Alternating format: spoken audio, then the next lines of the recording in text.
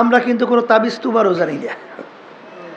অনেকে তো মনে করেন যে অনেক সময় মোবাইল করে, হুজুর আমার এই অসুবিধা, হুজুর আমার একটু ব্যবস্থা দেন, মানে একটু করে তদবির করেন।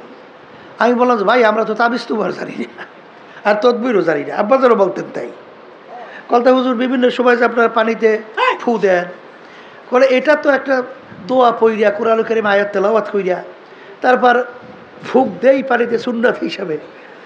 সেই হিসাবে এখানে কিন্তু এর মাধ্যমেই যে আপনি ভালো হবে অমুক টমুক সমুক, এ কিন্তু উদ্দেশ্য না। এখানে আল্লাহ রাব্বুল আলামিন কোরআনুল কারীম আল্লাহর কালামের বরকতে হয়তো আল্লাহ রাব্বুল আলামিন ভালো করতে পারে, কথা ঠিক না?